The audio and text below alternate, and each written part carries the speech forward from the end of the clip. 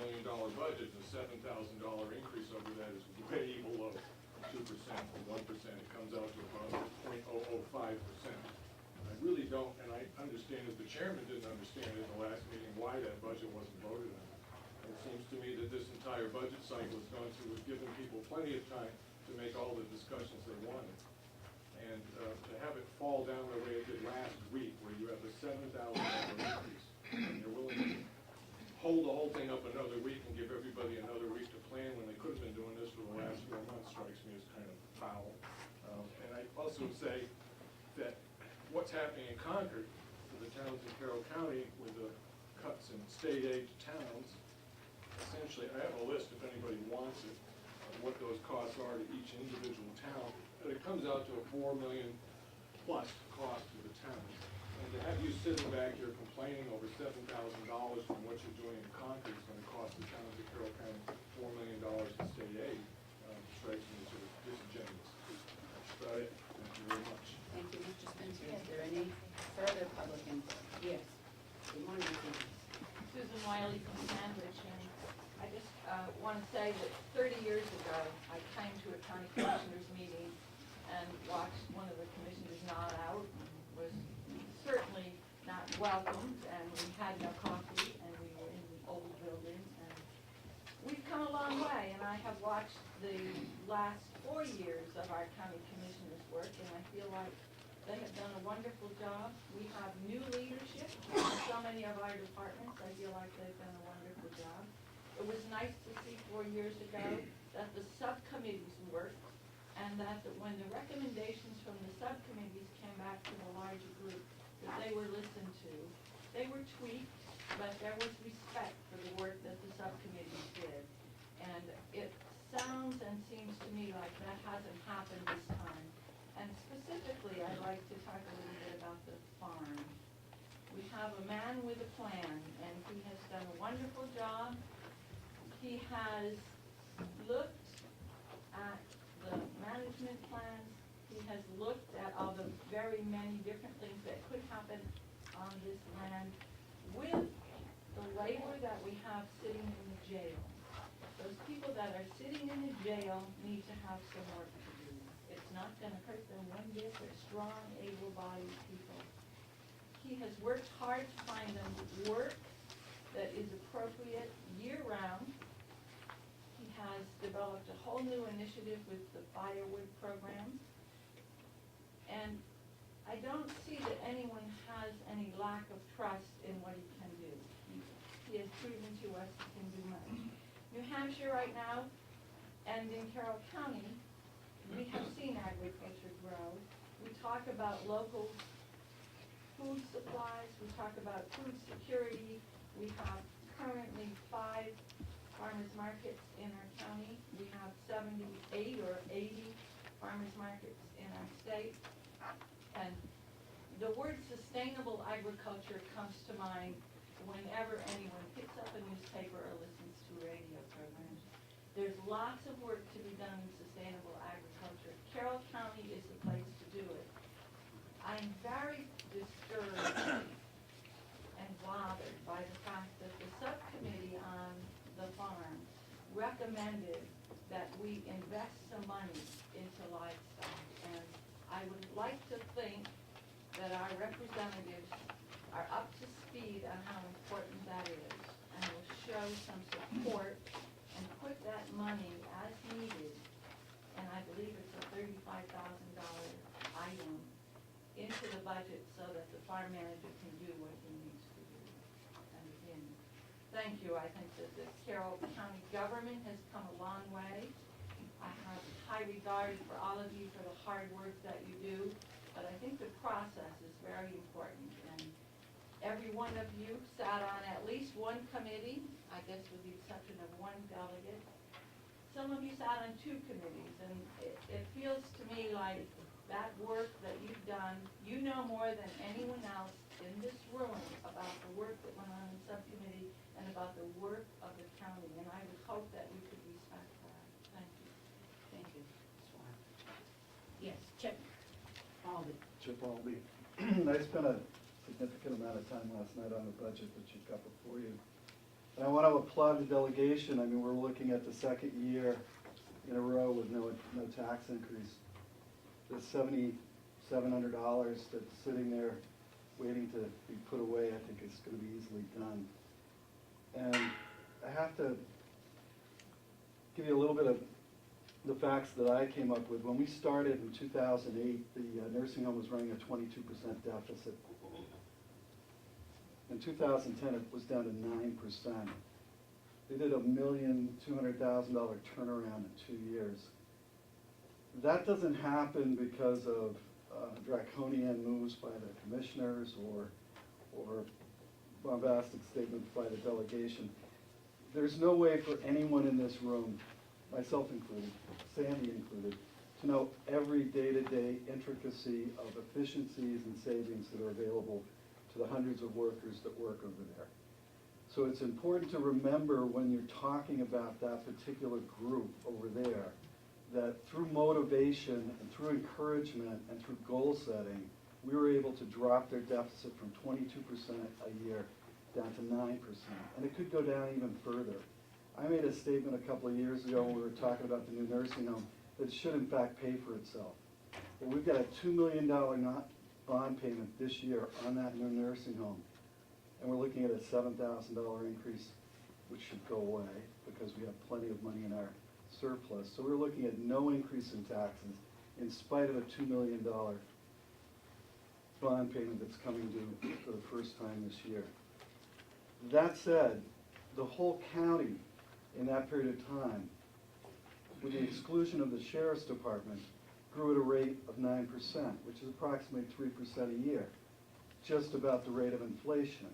That's management. Prior to that, 2008, we were looking at double-digit increases every single year. The area that I'm most concerned about, having looked at this budget, is the sheriff's department, where we're looking at a 20% increase over that period of time. Every other department gives back money into the surplus. That's not money that they asked for, that they didn't really need. That was the cushion, if you will, that we have to provide because we don't know what the expenses are actually going to be over the course of the year. The nursing home gave back $170,000+ last year, in spite of the fact that they were reducing their expenses and increasing their revenue. The sheriff's department gave back $2,500. The dispatch department gave back $3,000. When I was a commissioner, I was consistently told by a sheriff that I had no business looking at anything to do with the sheriff's department management of their money. This is the result of that. This team of commissioners needs to have the authority given to them from you to take control of that budget. It's a budget that's been out of control for a number of years, and it's continually out of control. Right now, you guys go to Concord every day. There have been cutbacks in court days, there have been furloughs, and yet our bailiff costs keep going up. There are lines in that budget that I don't understand what's on those lines, and I've looked at these budgets consistently for days on end. So I would, I'd like to once again applaud you for your efforts. I think you did a wonderful job. I think you spend an awful lot of time on lines, which you don't need to. One of the reasons why we asked 2 years ago for a goal for us to set a budget, my major motivation for doing that was to try and push the delegation into the role of board of directors and out of the role of trying to micromanage. There's no way in the world that any of you understand completely the lines of this budget. I spent days and days and days, years looking at it. And I rely on the people that work here to make sure that happens. You have to set goals, and until you euthanize all the old people and kill everybody that commits a crime and put your records in a box under your bed, we're always going to have county government. So we need to have efficient county government. You've got 2 years in a row with no tax increases.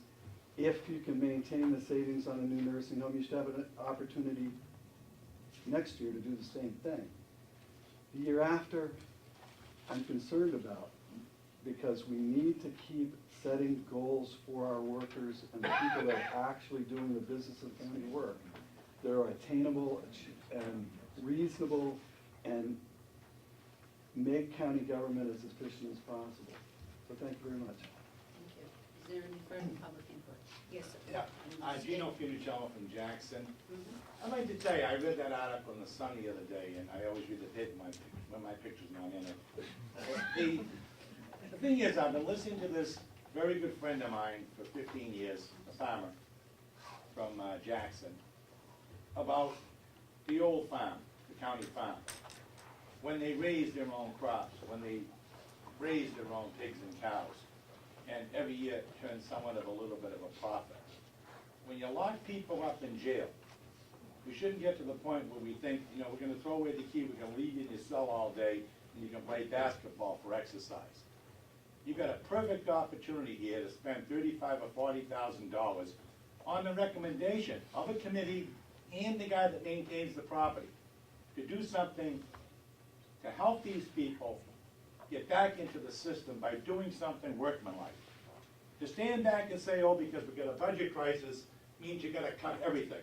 If that's the case in point, the delegation probably could stay in Conway and send a no vote. But this is something you should really look at, and look at it very closely. Because talking to this person from Jackson the last 2 weeks, she is upset. Because she said they can make money selling pigs. The other day I went into a store, bought 3 cucumbers, 3 tomatoes, and a small loaf of bread, and it was $12, $11.64. They can raise tomatoes and lettuce there, it's gonna save us some money. I think it's a good idea, and $39,000 is not a lot of money to spend. Thank you. Thank you. Is there any further public input? Yes, ma'am. Carol Deloria from Brookfield, and I want to say that I feel strongly about the money to go to help for the farm, because I think that the people that are in the jail, they're going back into our communities, and they'll be able to get skills. They will learn skills that they could work on local farms. So I just really wish you would reconsider that money. Thank you. Thank you. Thank you, Madam Chair.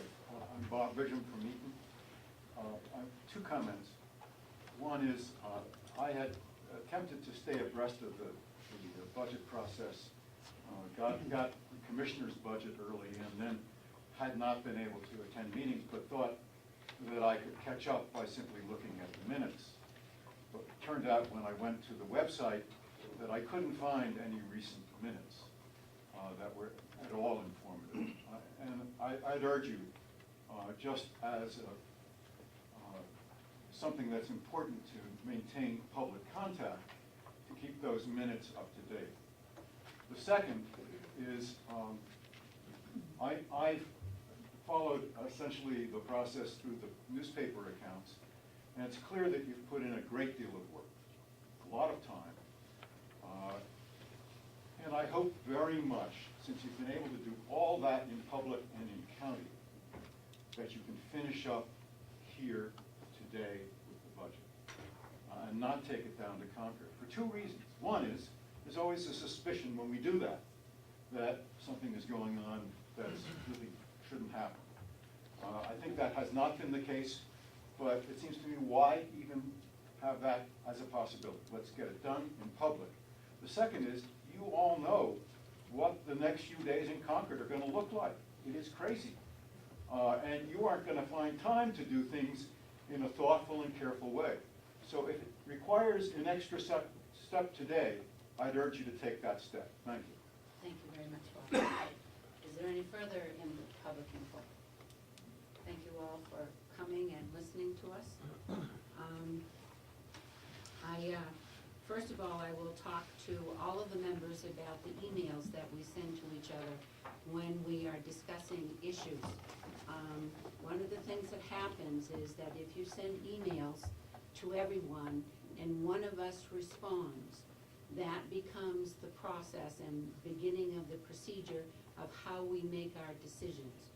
The reason that I put in, I've never before had to send out and have copies of proposals and stuff that we've had on the email, because we don't do that. I have learned in my governing at the local level